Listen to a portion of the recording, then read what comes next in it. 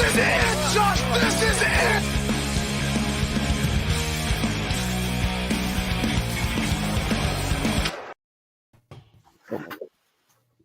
Hello. Hello. That's Tom's signature intro now. Welcome Hello. to WrestlePoint, guys. We are going to be coming over Rampage, Grand Slam, and SmackDown from last night. I feel like we have very differing opinions on each show, maybe. But I think we should just get right into it, I guess. My connection's kind of bad. I can't hear much. But anyway. Let's get into it. Oh, yeah. Let's just get right into it. Yeah, starting with Rampage, I'll say really quickly, I thought this was a lot better than SmackDown, but we'll get into SmackDown later. This is a fine show. I don't think it was as good as Dynamite, but it was fine. My big thing about this was when you take the two cards of Grand Slam and put them next to each other, I think every match that I wanted to see was on Dynamite, and everyone I didn't care about was on this show, but they were still, except for one, obviously. And that match was the first one, CM Punk versus Powerhouse Hobbs. And here's the thing, we talked when we were reviewing the FTR. No, this is when me and Dom were speaking in DMs. We said we were talking about FTR and how I think they're being misused. And Dom, you said, well, they don't really fit the style that of the tag team division. It's kind of true because they do a lot of high spot stuff. But CM Punk also fights a very different style than pretty much everybody on the I can see that. But what I was going to say is he makes it work. Like this was a pretty slow match, but just the way that he worked it was fine. I think Hobbs looked really strong for the most part.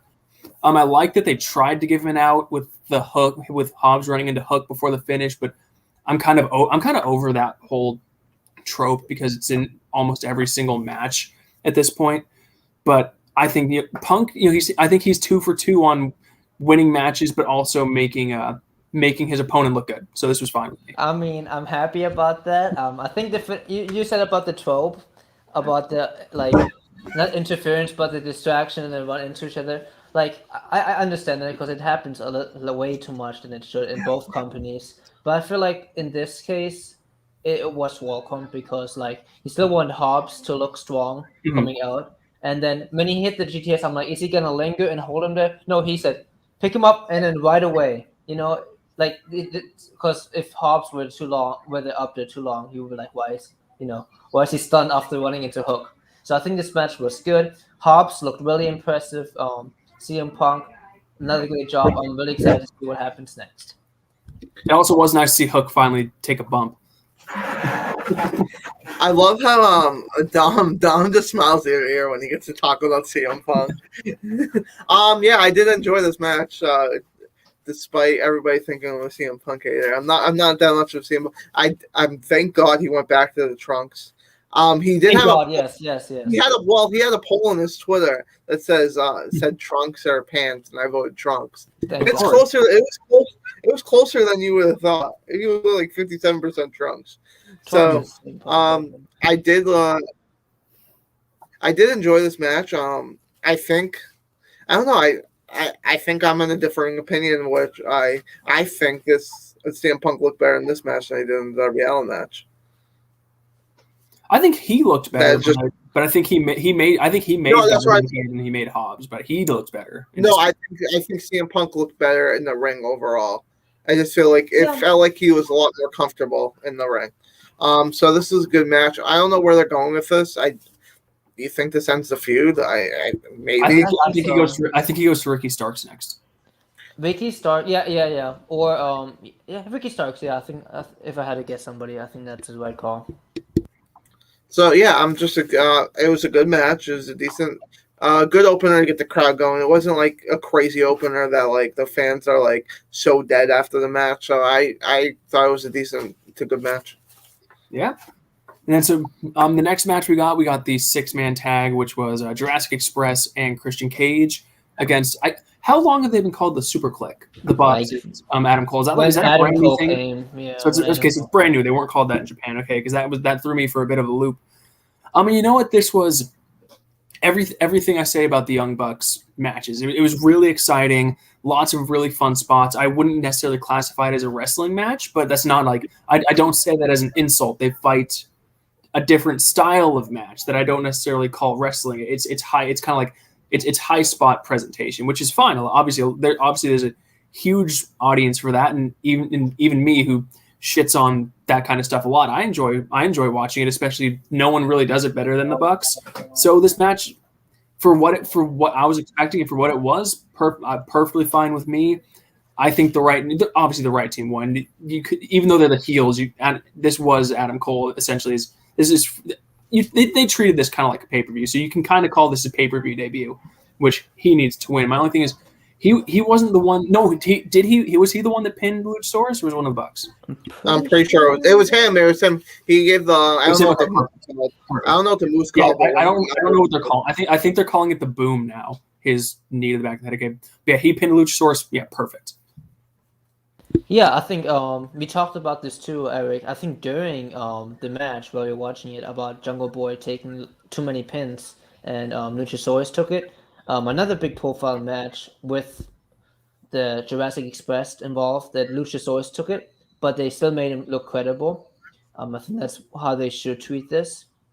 Other than that, Adam Cole and the Super Click, whatever, they had to go over, and yeah, it just depends. Like, I want to see Jungle Boy in a singles feud or a tag. If it's a tag team feud, Well, it depends on who. on Dynamite, they announced on Dynamite it's Cole versus Jungle Boy.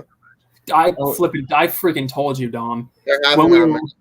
Right after the match, I said they're staring at each other. This is how they tease singles matches, and Jungle Boy's gonna lose. So, do you think that Jungle Boy could get a fluke win, or is it Super? Not this early for Adam. Not this early in Adam Cole's AEW career. It's Adam Cole's either gonna win, or it's gonna be like a DQ, like a no finish. Jungle Boy's not winning this match outright. Yeah. Oh no! I think you're right. No way. So I gotta say that the match was entertaining. Like, it's a 6-man tag. The Young Bucks. AEW always does 6-man tags fun. If you want to just watch a fun little people jumping in the air and like not technical wrestling, but like just doing a good 6-man tag. I will say I do enjoy that. I hope they continue like Adam Cole and the Young Bucks kind of separating from the rest of the elite. Like letting Kenny do his own thing, and then because my fear coming in, which I said on WrestlePoint when Adam Cole debuted, is I didn't want him to get lost in the fray of the elite.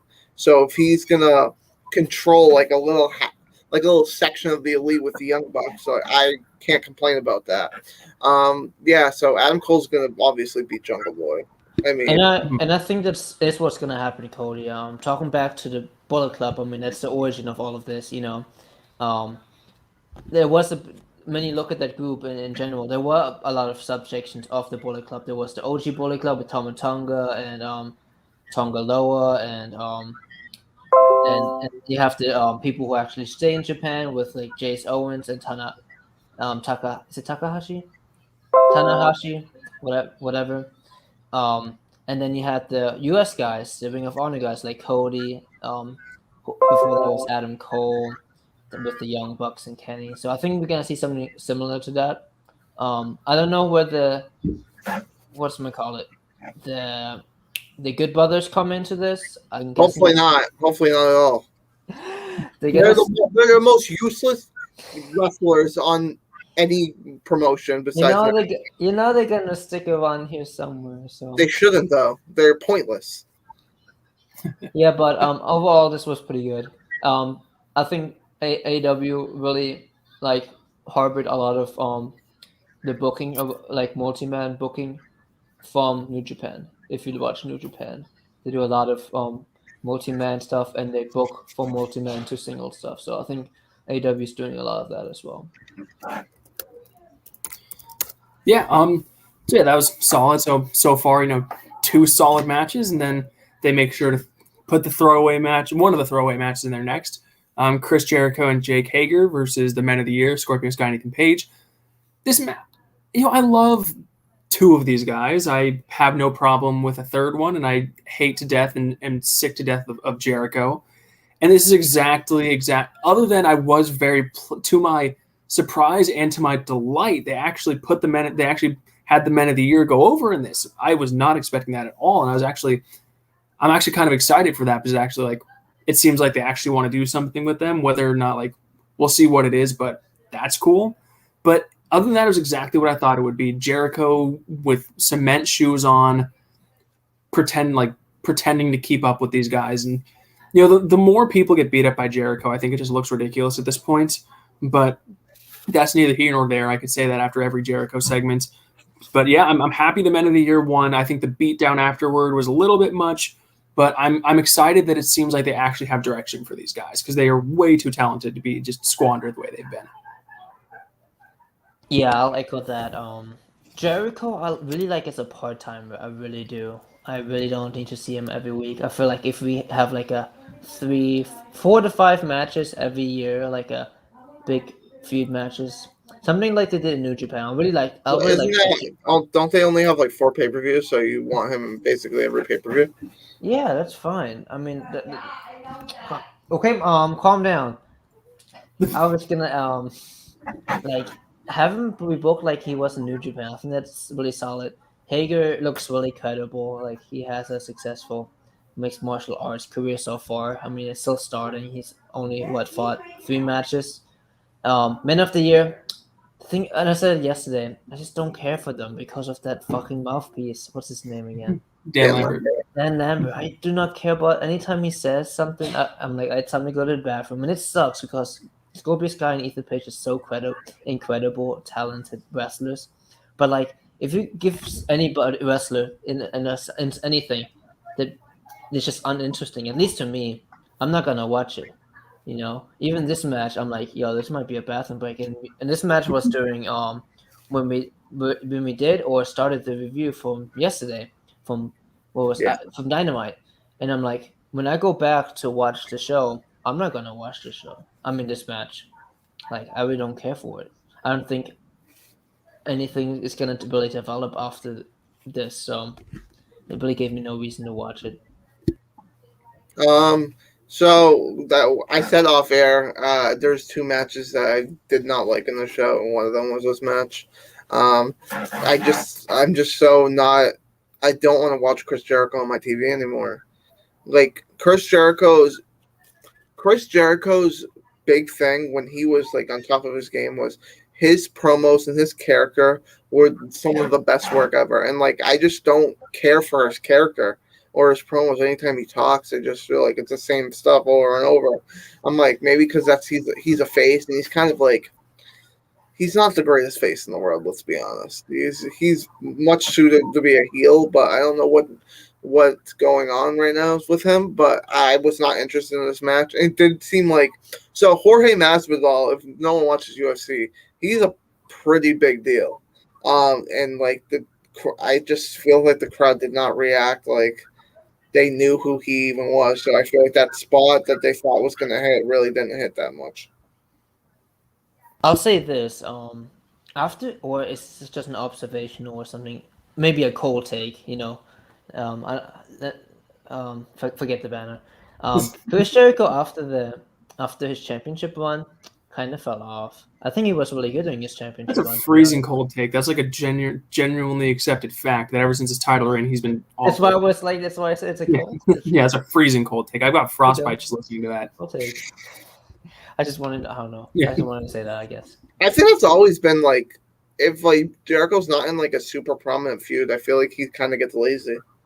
Mm-hmm. Yeah, he kind of gets Yeah, he's just like, yeah, I agree with that because like even it's also who he was working with. He lost the title and then he immediately got into a feud with broken Matt Hardy, and which was weirdly centered around him and his drone Vanguard 1. So that was stupid.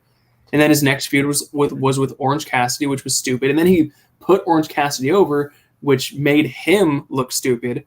And then the whole year-long mess with MJF, it just got really Some of the MJF stuff was actually really good, but it dragged on way too long. It went way too long to the point where it just got really stale towards the end. But yeah, and now he's with Men of the Year, which nobody cares about. So he hasn't been doing himself very, because he's one of the guys that has a significant say in who he works with. He's not doing himself many favors if this is the lineup that he wants to work with. I think they're really, with the MJF stuff, they really were trying to do the Kevin Owens feud again, it seemed like. Well, it was so obvious that it was going to... They like... What was it? How long were they friends for before they... 6 months. Yeah. Yeah, Kevin. Well, Not Kevin Owens and Chris Jericho. MJF. no. I'm talking about MJF. It was like 6 months. Hmm. Yeah. Oh well. I mean, that's how long Chris Jericho and I Kevin feel Owens like it was were longer friends. than that. I feel like it was almost up Maybe to- it was. It started becoming friends in SummerSlam, and he turned on him in February. But the turn was so great too. It was great. I'm not gonna say. turn was great. I'm just commenting on how long they were friends. Yeah, we've spent way too much long on this stupid match. So let's please. Just a little bit of No, commentary. we'll make up. Yeah, we'll make up some time here. So the 8-man I am tag. watching. So. Let me perfect. So it was the Lucha Brothers and Santana and Ortiz against the Hardy Family Office, which in this iteration was it Private Party and Angelico and Jack Evans? Was that the four? Yeah. Yeah, I didn't watch it at all. Because anytime the Hardy Family Office is in it, I know they're going to lose, and it was probably just going to be another granted entertaining because it's AEW and they do multi-man match as well. Pretty much knew exactly what I was going to get with it, so didn't care at all. Didn't watch it. You know what sucks though? But I actually did read enough. Dom, you can apologize. You can apologize now from a couple weeks ago when you argued with me. Oh my god. Because your big thing about why him shaving the Orange Cassidy cosplayer made sense and not just squashing a jobber is because his character doesn't just want to cut random people's hair, but then he tried to cut Ortiz's hair last night. So feel free. You have the floor. You may apologize. Yeah, I'm not gonna apologize because I didn't know he was gonna do that. No, don't be sad. Make yourself full screen and apologize there. Yeah. No, I'm not gonna apologize. You may either apologize to me or you may admit now that I was right. I'm not gonna apologize. You have to. Fine, then just admit that I was right. Then just admit I was right. That's fine. You don't need to apologize. I can't even say anything. You didn't even let me finish. I was gonna say your foresight was right, but I couldn't predict that he was gonna. It's do that. extremely obvious. Maybe I gave them too much credit and I thought I was gonna do something interesting. Okay, maybe I'm sorry about that. Okay, how about that? I was just gonna say about the match. This goes back to the Men of the Year stuff. This is some incredible workers. Like I really enjoy Hybrid too. Like Angelico was probably my favorite star out of Lucha Underground. That guy's good. I wish they'd do more with him. I felt like there was like that promotion was like a star-making promotion for him, and then nothing happened with him, and that's so sad. Like because he's very incredible. Then the Private Party, still gonna say it. Maybe not individually, but together, I feel like they're better than another tag team we're gonna talk about tonight, which is I agree. What's it called? I don't even remember. Private Street Profits. Yeah, I like them more. Then you got the Lucha Bros and who else? What's there? It was Santana and Ortiz. Well, they're four incredible teams, and just together, like I'm sure the match was good, but like my big thing was I bet you it was the same kind of match the Young Bucks had, except not as good. Yeah, just a multi-tag team match. Like there's not much different stuff on it. It's fine what it is, but yeah, a lot of things need to be happening with the tag division because now the tag division seems like it's full, but nothing's happening. Mm-hmm. And then that post-match, Matt Hardy cut a backstage promo that I didn't listen to and don't care because he probably was just bitching about his team losing. When is he gonna face Orange? Is this supposed to be full gear? Because on Dynamite, Orange Cassidy is against Jack Evans in a hair versus hair match, which Orange Cassidy is going to win. And Jack Evans is going to shave his head. Oh my goodness! Yeah, I think they're going to draw this out for a pay-per-view because everyone's clamoring for an Orange Cassidy match. When is full gear? End of November? I don't know. On November. It's in November. Oh, they're going to have to stretch it out a little bit longer. Yeah, they will. They'll find a way. Goodness. Yeah. So the next thing we got was Sammy Guevara and Fuego del Sol came out on stage. It is the weirdest thing, Sammy's thing, where he comes out with cue cards that he just holds up to the camera. That is the weirdest. That's just bizarre to me. I don't know. I don't understand why he does it. It's not like over. People don't like start cheering. Oh my God, Sammy's going to hold up those cards now. It's just fucking weird to me. But that's not what this was about. This was about Miro comes in and lays waste to Sammy Guevara and Fuego del Sol to hype up his match with Sammy Guevara on Dynamite, which Miro will hopefully win very quickly. And yeah, the angle itself was fine. I just don't understand the thing with Sammy holding up the cards. I think it's just this dumb little quirk, honestly. I don't think it's supposed to pop it at all. I don't think it's meant to pop. I'm fine with Miro and Sammy having a small little feud. I think how they went into this feud was actually pretty smart, to be honest. It made Fergal Sol look really stupid, but it's actually not a bad transition to into a feud. I've seen worse. I'm expecting Miro to win. I'm actually expecting it to be maybe his most competitive title defense so far, maybe. But Miro's gonna win. I'd be surprised if Samuel wins, but yeah, anything with Miro and promo stuff is really good. I like Miro a lot. I'm just waiting for Miro to destroy Sammy Guevara, then John Moxley come out and challenge him, and John Moxley win. Oh my god! You need to stop. You need to stop putting that. Yeah, don't put that. Don't Yeah, put that don't negative put that. energy out. Yeah, Don't that's put a that joke, negative yeah. energy out in the world. Just saying. Yeah. Okay, so another quick segment we had right after that, Andrade had a quick little video package where pretty much he was saying exactly what we knew he was going to say at some point, which was he was saying, I can beat Pac without Chavo's help, hypes up a second match with Pac, which we knew we were going to get, but didn't know when. Yeah. Well, it wasn't a great video package, but it did make me excited because now we know it is confirmed that we're going to have a second match between those two guys, and I can't Which is good because I feel like Andrade is somebody who should be TNT champion at some point. I think his ring work, his promo work, it's always been incredible. And if you give him the stage, same with Pac, but because of Pac's like travel stuff and how he wants to do stuff, you're not gonna be able to give him such a prominent role as you would somebody like Andrade. So I feel like Andrade will go over. I don't think Pac will have a problem with it. He's been putting guys over since ever he went to AEW. So yeah, but I don't know what's after for Andrade. I don't think a title feud with Miro because I think they're gonna take it off Miro before they put it on Andrade. But anyways, Andrade is great. I'm really excited. Yeah. I was saying John Moxley. Is Andrade a full-time AEW wrestler?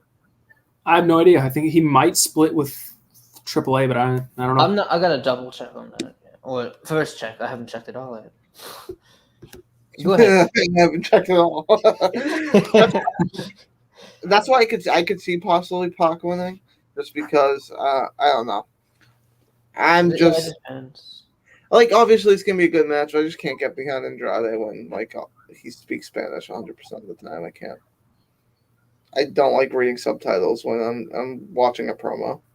Yeah, why is that guy with him if he's not going to be like his mouthpiece? Yeah. Why does he have a guy? Well, it was like a ring pack. It was a package, so it's a bit different. I think he's just a translator. From what I know, he's with both. So I don't know. I don't think I don't see them putting someone on a title on someone that's not fully in AEW 100% of the time. Yeah, I get that. But that's just my thinking. No. I think that's good thinking. I mean, maybe maybe they'll be like, hey, we'll want to put a title on you and give you a run, but you have to make a full sign. I don't know how that works if they can just buy somebody out of a contract. I don't think. Can they? They could easily buy someone out of a contract. Super easy. You call the promotion. You say, I want this guy. How much will it take? Like, how much money can I? I'll give you $5 million to release that guy from his contract right now. And then they either say yes or they say no. But you can definitely buy people out. I don't see AAA saying yes to that. I mean AAA, but the thing is, AAA isn't putting him. They love putting with AAA and how they do booking, like they put main event stuff. Like they have like feuds with like Family Ties and like Luchador Heritage. And Andrade fits into it a little bit, but from what I know, Los Ingobernables doesn't run AAA like it used to. Whoosh is in give me a second. In Ring of Honor, and Naito is hurt and he's in New Japan. He's not in AAA. Like I feel like they would say yes because I feel like he's not one of the important players from what I can see for that promotion. Yeah. Anyway, so moving along, we're almost done with the show, and this will be hopefully quick. This is Anna Jay versus Penelope Ford. Don't care about either of these people. Haven't been given a reason to care. Didn't watch. Knew I Anna like Jay. Anna. Knew I like Anna Anna Jay would Jay. win. I Yeah, like knew Anna Anna Jay would Jay. win. I like Anna Jay. Yeah. Not only did I know Anna Jay would win, but I knew that there would be a beatdown and Ty Conti would make the save. Knew all of that would happen, so had no reason to watch any of this. I'm ready for Anna Jay to get a title shot in news. I don't know when that will happen, but maybe sometime in the future, soon. Yeah. So my top two, my bet. This wasn't in the top two, but it could have easily been in the top two worst matches that I care about or were bad. But yeah. I can see Dom's face already. He knows what number. He knows what the second one is. Oh, I know, and I agree with you. And I'll thank get you. to it. But yeah, I feel like they should just break up the inner circle. If I'm being honest. No. They do nothing. They do nothing. They are. That's the thing. They use it without a master, and they'll get a master hopefully soon. So. Let me in. Hopefully. I think that's so obvious that they're not going to do that. It's obvious, but it makes so much sense. Though, you know that. But it's also so obvious, and also what people want to see. Exactly. It They makes, would also keep those people on because, like Bray Wyatt. Obviously, we're talking about Bray Wyatt. Bray Wyatt's character is about basically, if he keeps the same character, basically, and not the Fiend, but Bray Wyatt. Bray Wyatt's a manipulative guy. So I would have kept the inner circle off. I would keep the inner circle off TV for a little while. they have a little. They haven't been plummet. But they still have promos and stuff. Like I can completely keep them off TV until Bray Wyatt comes up, and they're like different people. I think they just want to remind people that they're like really fractured right now. I think. Well, we still have a whole month till Bray Wyatt's Exactly. I think they're gonna keep doing that. I don't think they're gonna be in any feuds until October 29th is the day. Oh, it's gonna be great.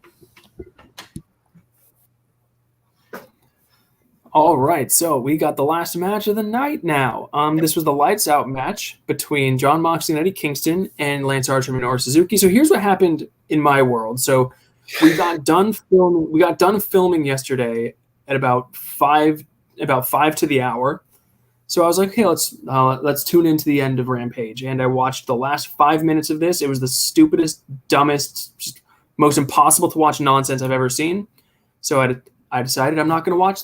When I go back and rewatch the show, I'm not going to watch this stupid match because I saw Jon Moxley get his hands duct taped behind his back, and then he somehow was able to become the person that got the pin. It wasn't duct tape.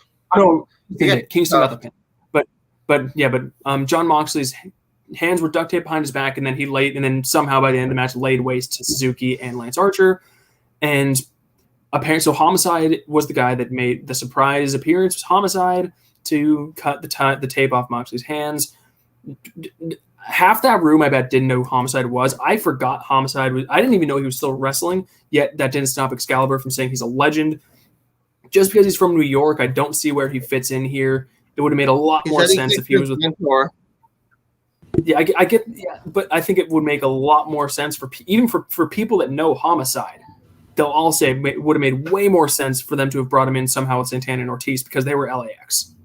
Yeah, it was. It felt very weird. The crowd didn't pop for him. That it's kind of like what you said about Masvidal. Like they thought that Homicide coming in would pop the crowd. It really didn't. Suzuki looks like a huge idiot because he set up Moxley for that pile driver and put Moxley's arms in position. And then even though how did he know that Jon Moxley's hands weren't duct taped anymore?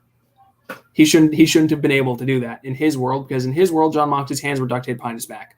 So he does that. Moxley beats the shit out of him. He's not seeing the rest of the match. Lance Archer takes a million chops to the chest because Eddie Kingston's so bad in the ring that his big thing is he chops people a bunch. And then they put Lance Archer in a trash can and hit a kendo stick with it, which actually makes it hurt less because he wasn't getting hit by the kendo stick or the trash can. He was just really funny though. And then they pinned Lance Archer 1, 2, 3. Thanks for coming, Suzuki. You'll never be here again. Thanks, Lance Archer. Go ahead and return that IWGP US title because you're nothing. This was stupid. I have a question, but it's going to sound very stupid. Uh-oh. So LAX, I thought LAX is Hernandez and Homicide. But then I think there were multiple iterations of it because Conan, they were like Homicide and Hernandez were the original LAX, and then I think Santana and Ortiz were like the next. Oh, so that's the LAX I know, Hernandez and Homicide. And I got confused because Homicide was the small one. He did not look small when he showed up last night.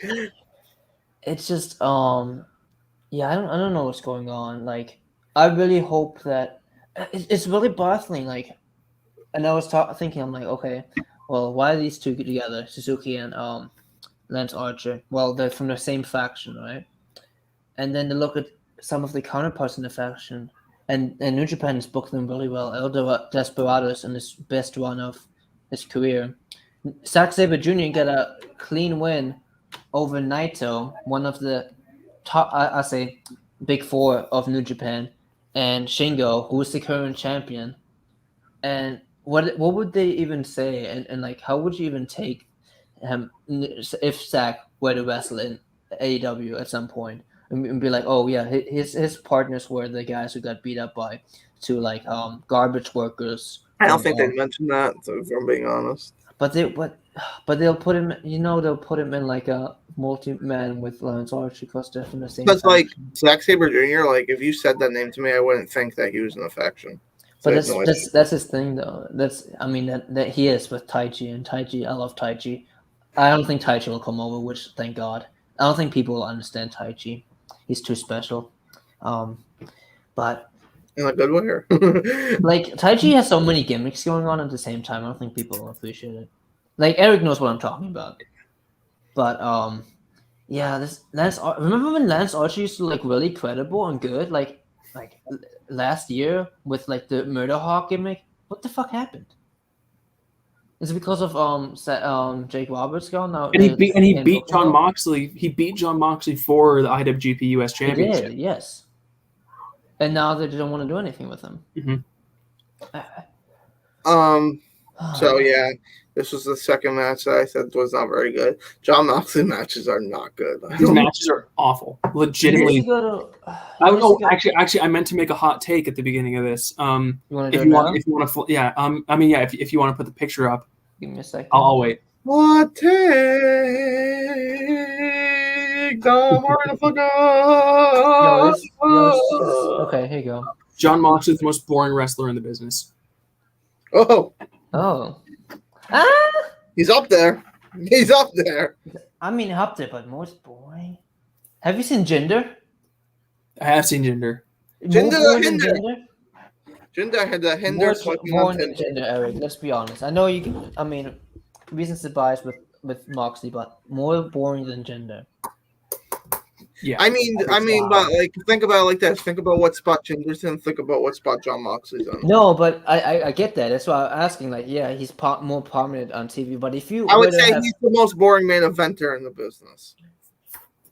That makes more sense. I stand by my words. Sense. Okay, Eric. Whatever. But yeah, this was boring. Homicide. Yeah, no one. I don't think anybody knew who he was for the majority. Some people know. The only reason I knew who he was is because I watched Impact in 2015 for like 3 months. It's the only reason I knew who Homicide was. Okay, so I'll tell you this: if the ramp did not say Homicide, I would have had no idea who he was. Yeah, I watched Impact TNA back in the day, Homicide and Hernandez, and like Homicide does have a sick finisher though.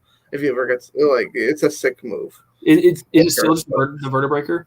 Yeah, it's great. Well, I think he calls it the Gringo Killer. I can't remember because the last time I watched a TNA something, I played the video game. And I was like, that's a long time ago then. That's forever ago. All right then. Any lasting thoughts on the show before we move on to SmackDown? Even though we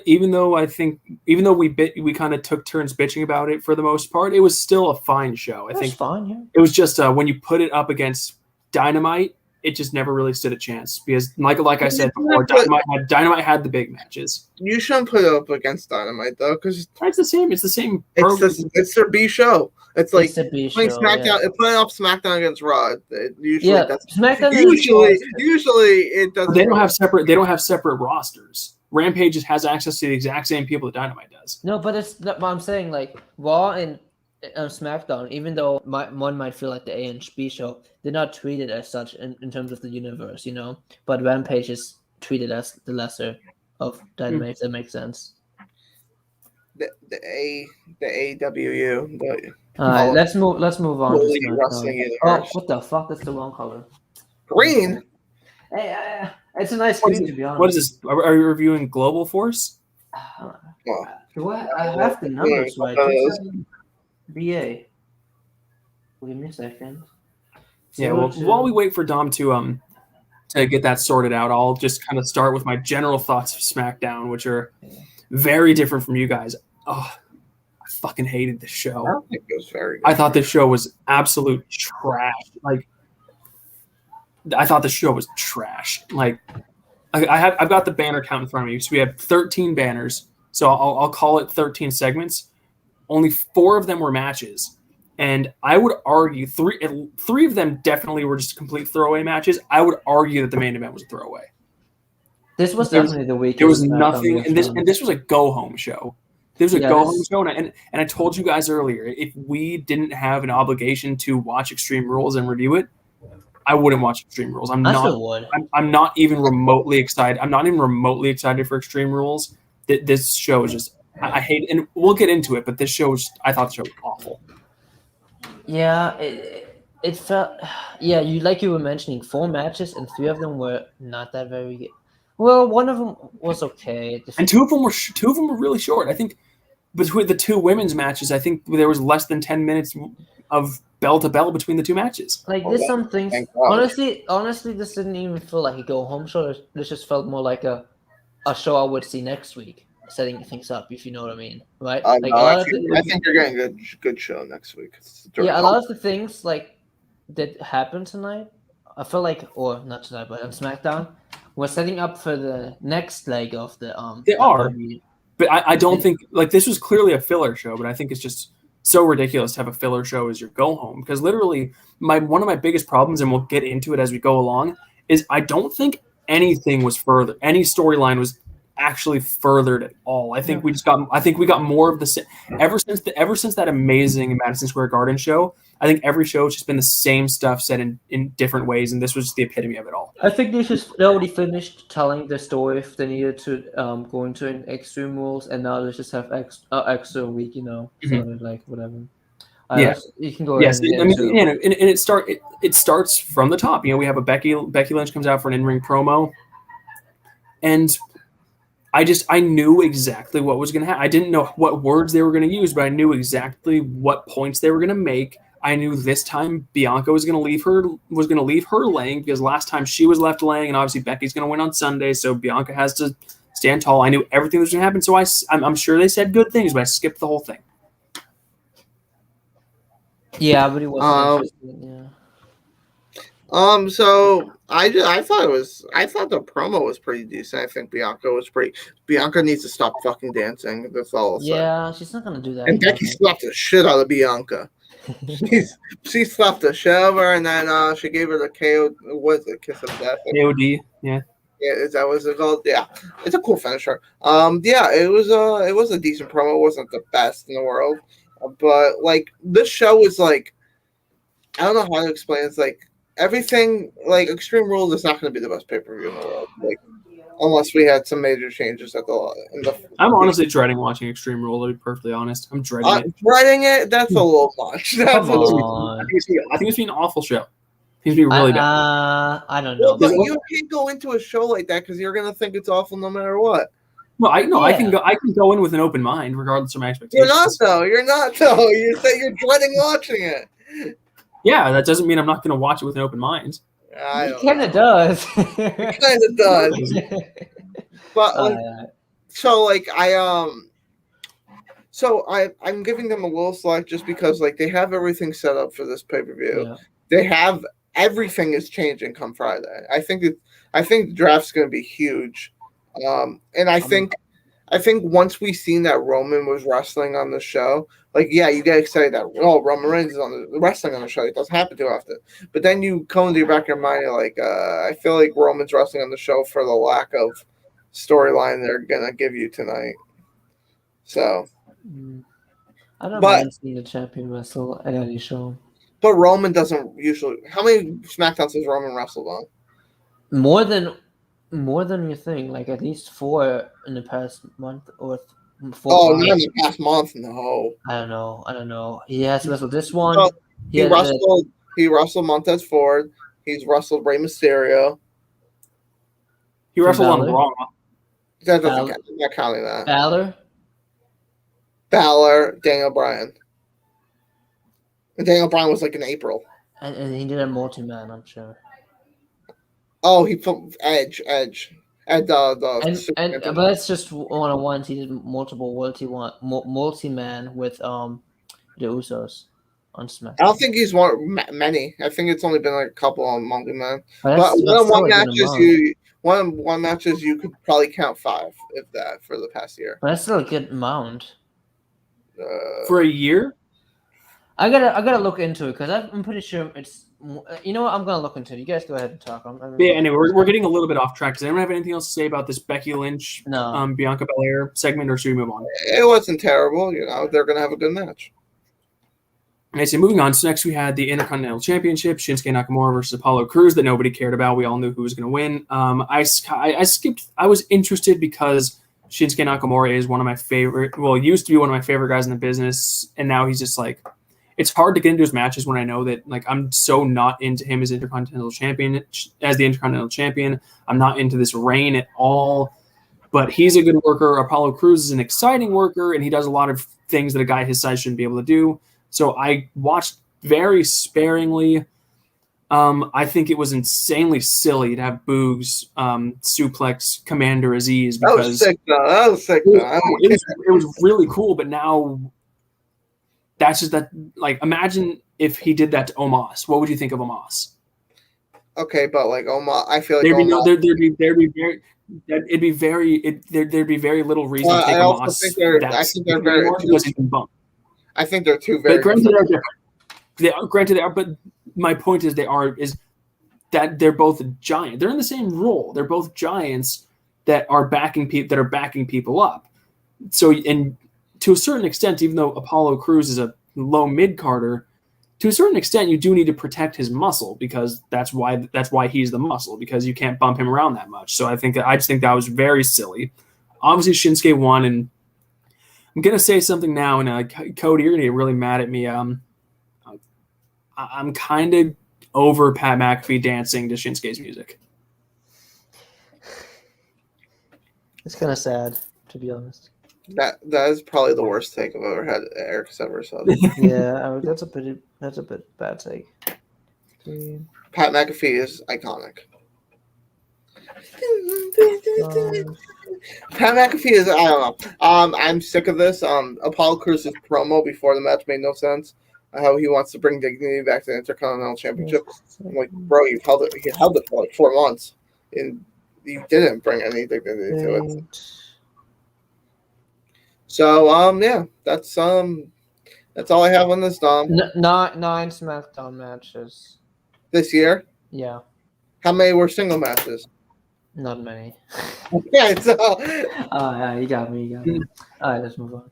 I just want to say Shinsuke, a credible worker. I think he's a bit bored, to be honest. I feel like he knows he's not getting much. He's just doing the rounds because I feel like he doesn't put as much effort into. I don't think he cares. Yeah, I agree. He doesn't. I don't think he cares. I think he's ready to give back to his Japan brothers. I don't think. You always say that stuff. But what do you? I think he's happy just making all this money. And he's older now. He's not like the young. He would make a lot of money. He would probably make just the same amount in New Japan almost. Because New Japan doesn't. Okada makes a lot of fucking money. Okay, but Okada's the biggest star they have. Yeah, true. Shinsuke's not that anymore. Shinsuke was like 302 when he left. I would say. Yeah, and he has steadily declined since then. Well, that's not. Yeah, I mean. He has. I think he would still make a good amount of money. Well, yeah, just not as much as WWE. I don't know. I don't know how much to pay him, so I can't comment. Okay. Yeah, so we had a Montez Ford interview. I listened to him for 5. I can't stand the Street Profits as it is, and I can't stand their character. I can't stand the way Montez Ford was delivering this, so I skipped it completely again. Bitches? I don't like them as a tag team at all. Private Party does it better. I like Montez Ford as a single star. I don't know if he's a main eventer. I think he would be an upper mid card guy. I think he could be a good Intercontinental champion. Yes, I could see. I that. also so like now that we're just talking about Montez Ford. Okay, now it's Angelo Dawkins. Like it slipped my mind who his tag team partner was. I forgot his name completely, and then it just came back to me because I was thinking of WWE 2K, and I was like, I was thinking. It almost feels like Dawkins is like a Manette. What's Marty his name? Jannetty. Marty Did you Jannetty. compare Montez Ford to Shawn Michaels? Okay, I'm talking about the dynamic. I don't think it's. I think yeah. I guess, but it's not like Montez Ford is like. I'm not. Like so much better than Angelo Dawkins. I'm not saying, but like you can clearly see like there's there's a big difference in my opinion. But other than that, yeah, we're gonna have another one, so might as well just move on to next. Yep. But he did say what did he call the Usos? He called them like Bloodline bitches. Bloodline bitches, and right when we went to Bloodline bitches, Roman Reigns said something. Yeah, so we get this I actually watched because I'll always watch Roman, and he's like, what did he just say? And Paul's like, well, because Paul's awesome. He's like, well, I believe he just called the Usos your cousins. I believe he just called them bloodline bitches. Then Roman's like, okay. That's PG. Yeah, and then and then Roman's just like, I want a match with him tonight. And Paul tries to say like, well, you have a title match on Sunday. He's like, I want him tonight. Yes, I like that. I like that. That was fine. That was fine. Yeah, Bill like and yeah. And Paul's like, I'll make it happen. And then Paul makes it happen. I like that. I like that a lot. I do like that. He also said you have a title match against the undefeated Demon. So giving him a little. Yeah, that's right. Even though he's not undefeated. The Demon whatever. is. I mean, on the main roster. Okay. On the main roster. He did lose. Doesn't want to get proven wrong twice in one night. Well, he's right. Well, he's right and he's wrong. He lost in NXT, but he's undefeated on the main roster. That's what I'm. Yeah, exactly. Okay. Who did you lose to, Joe? Yeah, lost to Joe. All right, then. So yeah, next we had a Seth Rollins backstage interview. You didn't have this on. Oh, did I not? Okay, did I not give you that one? No. Okay, well, I'll just go quick because I didn't watch it because I was positive that he was going to say essentially the exact. And again, my overarching of this is just the same thing we've been getting for the past month. That's what I knew this was going to be because he's gonna. Give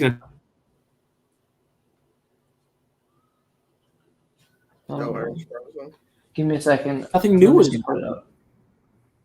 You were frozen there.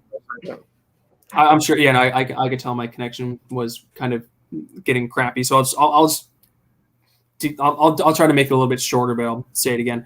I didn't watch it because it just goes back to what my overall problem with the show was. It was going to be the exact same thing that we've been getting for a month, just said in a different way, and I just didn't feel like I needed to hear it. Did anything new and groundbreaking happen in this promo? Should I watch this if I want to? Exactly. I mean, so nothing against Seth. Seth's still great, but no reason to watch this for me.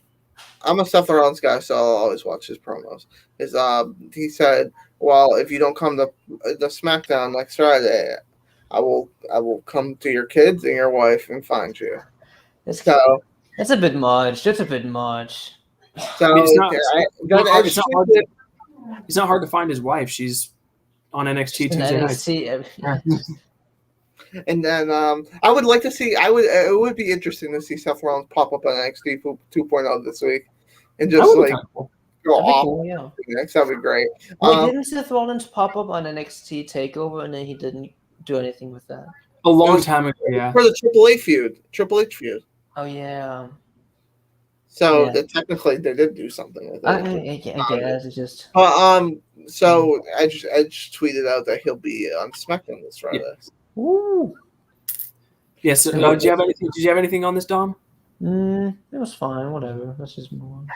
Yeah.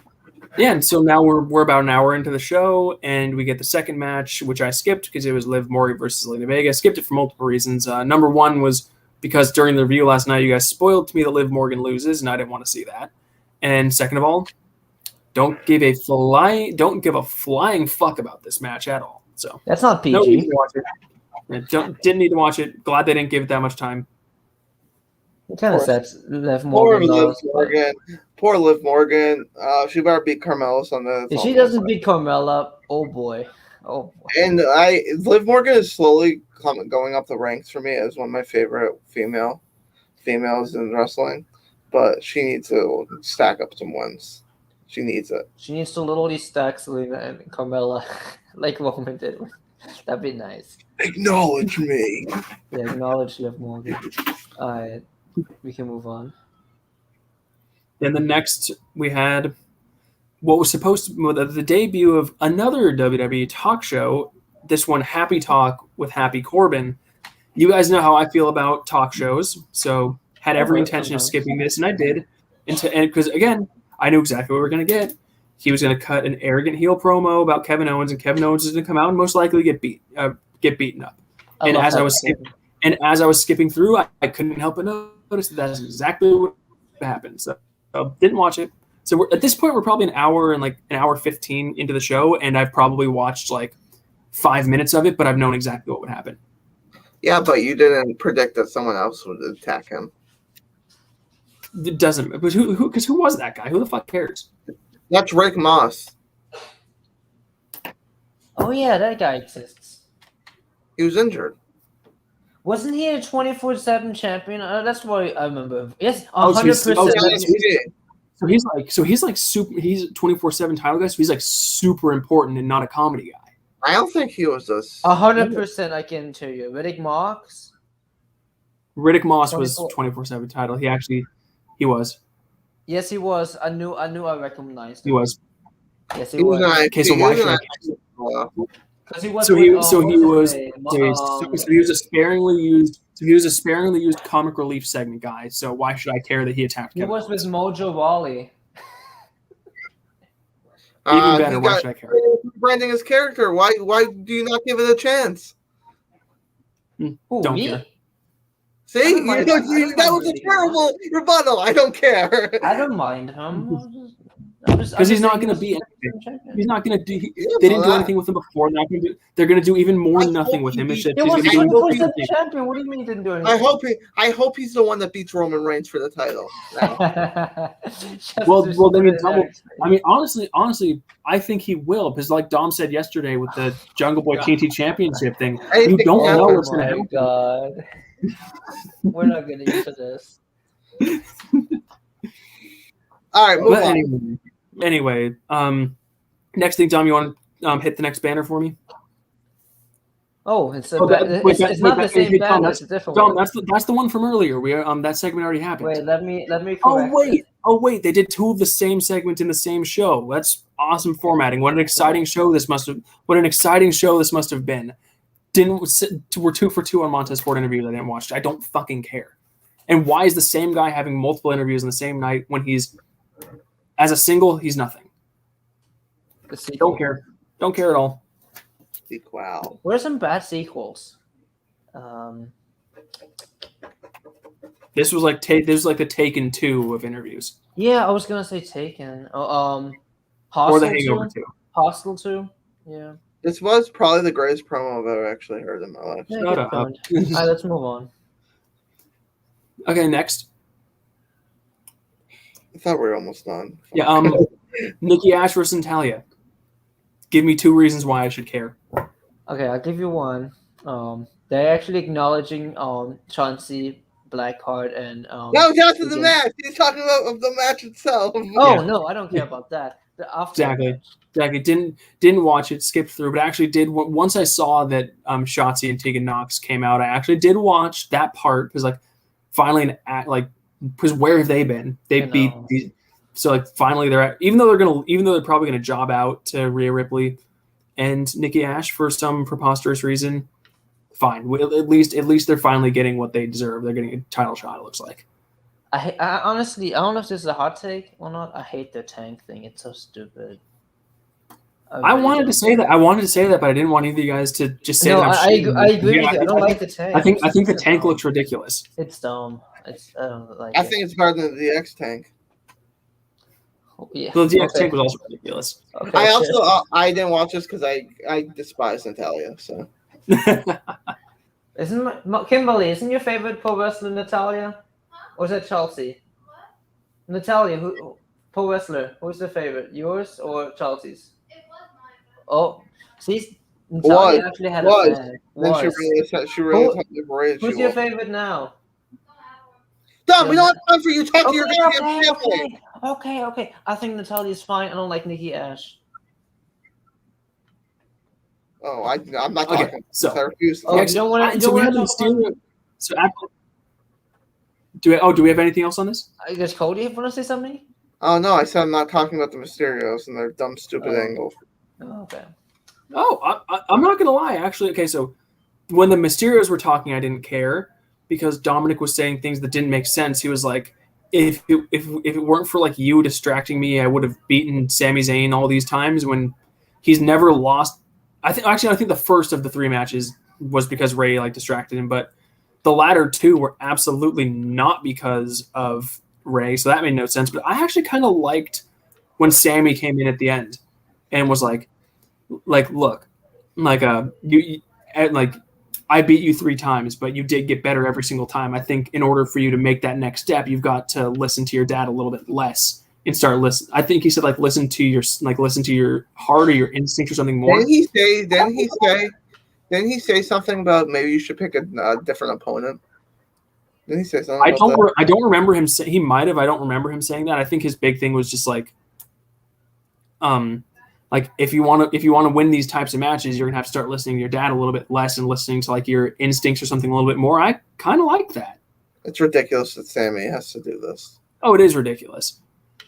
It is. But I think, I like the scene, like I like that now, like because they're already planting the seeds of like the dissension between Ray and Dominic, and now you've got smarmy ass Sammy just being a slimy heel and just like putting fuel in the fire. Why not? I liked it. You know what? You know what sucks or what's so bad? I think I talked about this last week. Like Dolph Ziggler flirted with some diva, and I don't even remember who it was because. Huh? Tony Storm. Tony, yeah. Look, I don't even remember, and they never followed up on it. And what happened with Tony Storm? Like, I just don't understand the booking. He was with Shinsuke and Rick Boogs backstage. Like, I don't understand some of the booking of like we praise SmackDown a lot throughout the weeks, but like some of the booking of like doesn't make sense. Like they bring something up and they're like, oh yeah, forget about that, whatever. Like it doesn't make sense. Sami Zayn, I would have liked to see wrestle. The whole Mysterio thing, it's fine. It just needs to be in a bigger role. I don't understand why they don't put the championship on him, the Intercontinental Championship. Have him feud with Montez Ford. That'd be fine. He did though. They did though. He was. But he's not. He doesn't have it anymore, and that's a shame. Okay, move on, please. Next, Naomi had an in-ring promo, and I didn't care because it was going to be the exact same thing she's been saying the whole time, except apparently things got a little bit more official, and she outright said, Sonya, give me a match against you, but other than that, didn't care. Same thing that we've gotten from Naomi for, 6 weeks in a row now? They just made Sonya Deville look like the most unlikable person alive. Yeah, I didn't watch it, but I read about it, and it seemed like they had Sonya Deville be a heel in this segment, even though she's a babyface in every other time she's on screen. That was like the biggest thing. I'm pretty sure she's like babyface in every other. When she's backstage with Adam Pearce and Paul Heyman's trying to be a smartass and she just shuts him down. That's being a babyface. And that's not just being a smartass. She's only a heel with Naomi. I feel like unless I'm misremembering, she seems like she's been more or less babyface. I wouldn't consider her a babyface. I'm gonna be honest. I can't wait for Naomi to beat the shit out of Sonya Deville. I can't wait. I just hate Naomi's glow thing. If she stopped the glow thing, I'd be happy. The glow thing is silly. I think she didn't do the glow thing this week. Yeah, she did. Yes, she did. Watch her entrance. Oh, I guess I missed it. I'm stupid. But I don't care. Sonya Deville, I don't like her character. So as a character, I want to see her get beat up pretty bad by Naomi because she's just being a little bitch hoe. She's a bully. I don't like bullies. It's not even a bully. She's just it's not even like. I feel like bullies bully to be funny sometimes. Sonya Deville is just just exerting her mean. power to be exerting her power. Maybe I don't want to say if there's any racial undertones because that would be bad from WWE, but it just doesn't. It's a really bad look. I doubt that's what this story. I know, but it's still a really bad look. Like, isn't she Naomi the only African American female in the SmackDown Women's division? And she's Bianca the Belair. one who gets kicked out. Bianca Belair. Oh yeah, my bad. Never mind. Then forget what I said. It's just Bianca Belair. forget what I said then. Still, I don't like Sonya Deville. I can't wait for Naomi to get. Yeah. Wow, Donald. I know that was a mental lapse. Yeah.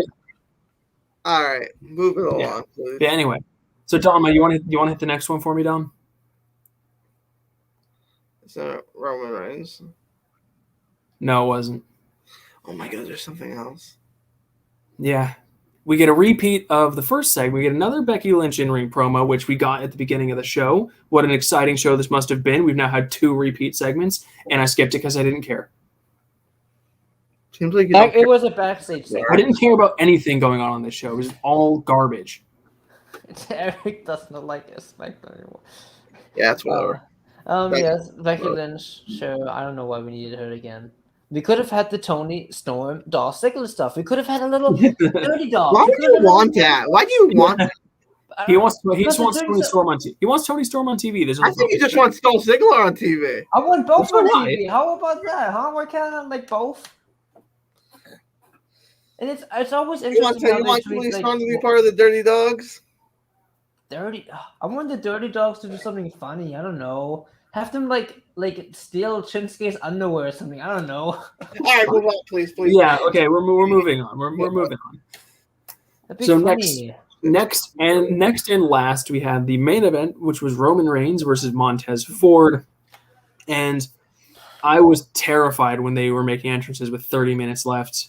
Oh yeah, Because I'm gonna be honest, this match should have been 5 minutes, and I think it was insanely counterproductive to put Roman in a competitive 20-minute match spanning 3 segments with a tag team wrestler, and to have him win by getting his knees up on Montez Ford's finisher. I think this was very counterproductive. You're going into you're going to be on a pay-per-view on Sunday against an undefeated demon wrestler, and you're going through 3 segments, going 20 minutes, getting made to look like you're getting a fluke victory against a tag team wrestler. I had so many, the match, okay, it's for entertainment value. Yes, it was fine. But not every match is about having the main event of WrestleMania. Sometimes you just need to get in, get over, and leave. And that's what this should have been. 5 minutes. Roman, especially because of the angle they did afterwards.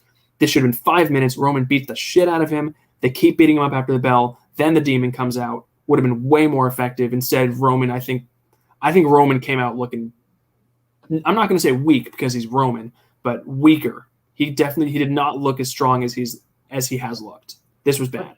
Yeah, what's interesting to me is I felt like they wanted to have Roman and Montez have a main event spot. Montez is somebody who gets more shine as a tag team wrestler, and let's have him have his match superstar making moment, like something like CM Punk and Darby would have, you know what I mean?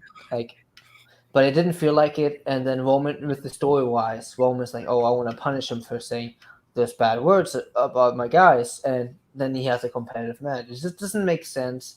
And again, with 30 minutes left, and all of these segments we already gone through, I feel like WWE just SmackDown writing was just it just showed its weaknesses.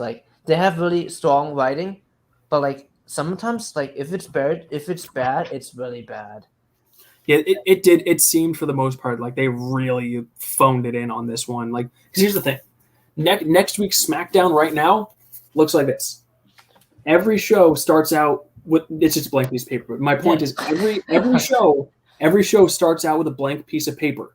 Nothing that we saw tonight needed to happen. They have infinite control over what their product looks like, and they give us this crap. You know what would have been fun? It's insane. You know what would have been fun? They didn't have Anything to. but this? I think what they try to do is make a sort of effort to progress the story, have it feel like a real going home show, right? They should have just had like a bunch of random wrestlers just wrestle, and just don't explain it. You know, like if Sami Zayn was wrestling Rick Boogs for no fucking reason, that wouldn't be a problem with me. You know, like sometimes like people like to forget, like wrestling, like it's okay to have like random wrestlers just fight each other for no reason. It doesn't always have to progress story. It doesn't always have to be like part of a storyline. They sometimes just have them have a match and just have it just be another match. Like like I don't think that's a problem with that. I feel like especially with booking now and like how I observed like AEW and SmackDown, like they'd rather just do a random ass like segment that doesn't really do anything for the storyline than just have a random match with random people who want to wrestle. Cause like when you look back in like the late 2000s, early 2000s, like they used to have that all the time, and then it would have like 3-4 storylines. It doesn't seem like it anymore. Now it feels like a bunch of storylines that we all have to keep track of, and then we would get small snippets, sometimes way too long, of like the story progressing, and sometimes it just doesn't work at all.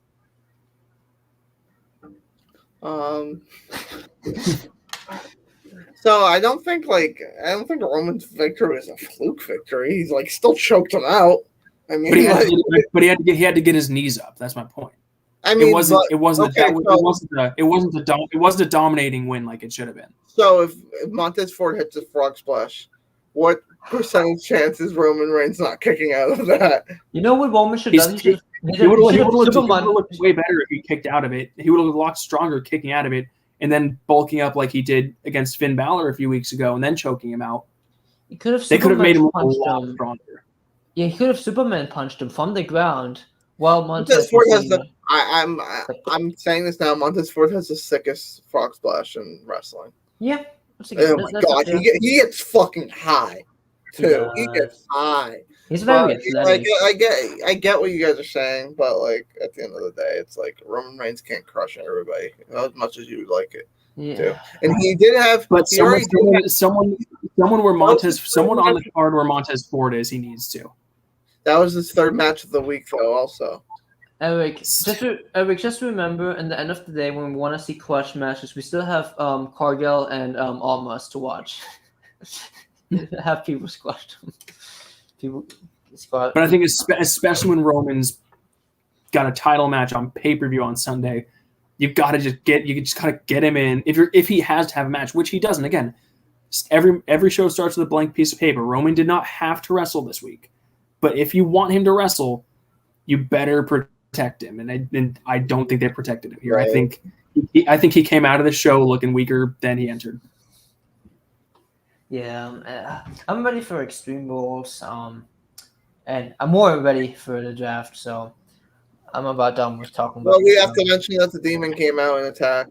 Oh yeah, that happened too. I think it's always cool when like the lights go out and he's on the top rope. It was cool, but we seen that fucking flip. That flip on when he flipped on Roman, that looked rough. You watch it back, like it's cool, but we've seen it before, so it's like.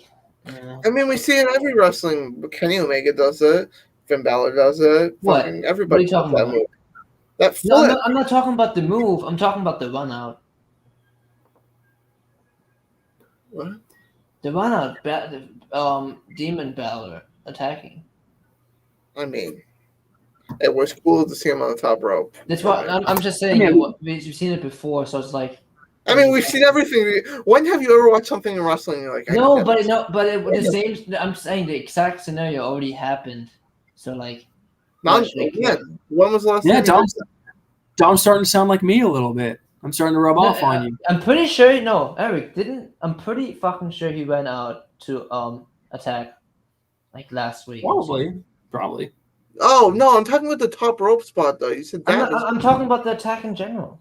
I mean, yeah, but you knew he was coming out, so. Yeah, that's what I'm saying. Like, I don't really care for it. What do you want him to do? Just not show up on TV? That was, and back to my point. That was the point of this entire segment, including the match, was to get the Demon King and Roman interplay at the end. So why did we have, when we know what's going to happen and we know that that's the point of this, why do we have to sit through 25 minutes of Roman versus Montez Ford to get there? This was just a really frustrating show. I mean, if you want to put an extra 15 minutes in the women's match, we could do that. No, again, I mean, again. sure, It starts with a blank piece of paper. Why are we pigeonholed to just those 4 matches? Why couldn't we have In all these why interviews. couldn't we have It's Dolph like, Ziggler against, I don't know, like think about who's not wrestling on Sunday. They could have used some spots here to just do things like Dominic didn't have a yes they gave Seth a promo segment, but Seth could have gotten more shit on this show. Dominic, the Mysterios could have actually gotten more than 5 seconds. Sami Zayn could have gotten more than 30 seconds. There's a million ways they could have done this. No dirty that we dogs did not either. need to just have Who those cares 4 about the matches Dirty and those Dogs, million Tom? areas. Nobody cares about the Dirty Dogs. Leave the dirty dogs on. They're great. No, they're not. They're terrible. Shut up. Alright, I need final thoughts, I guess. On this Can't wait show. for something. Can't wait for Yeah, you can wait till Sunday. I am going into Sunday with an open mind, but all I'm saying is if the show sucks, I'm not going to be surprised. So are you gonna watch Alexa Bliss versus Charlotte Flair or no? Of course. I'm gonna watch the match. I think you didn't watch the segment. Yeah, because Eric, you need to watch the segment. I don't think in the match I don't think she's gonna be swinging on a swing on a playground on a makeshift She playground. literally swung on the swing for like 2 seconds. Eric, No, watch but the segment. But it was all still in the ring. It was visually repulsive. I'm gonna smack you one someday. Yeah, the show was frustrating. SmackDown overall. Rampage was fine for what it was. You, Eric, before Cody does his little outro. Well, you all know what I thought about SmackDown. Definitely the worst show that we watched this week. With a raised bar, that we did watch. There were some. I think there were 2. I think Raw was good. I think Dynamite was. Good. It was slightly less than great, but it was better than good. Rampage was solid, and then SmackDown was bad. This was the worst SmackDown. This might be the worst SmackDown we reviewed. I think that's pretty easily. But I think the SmackDown is the best one of the year. But regardless, I'm looking forward to the fact that it's all kind of wrapping up, and we've got a pay-per-view coming up. Then we've got the draft, so I'm excited that things are going to be new and. I'm excited. I'm just excited to see new shit. I mean, we have another pay-per-view right around the corner also. Crown Jewel's less than a month away. Okay, Crown Jewel. It's on the 21st. Is that in 2 weeks or in 3? It's on the 21st. So 3 weeks. Okay. All right, Cody. Go ahead and do your outro again. Oh, well, this is WrestlePoint with another SmackDown AEW review. We will see you tomorrow, I think. We got to work on these. What is it? What is your little? Are you like this is the Balor gun. Close the show.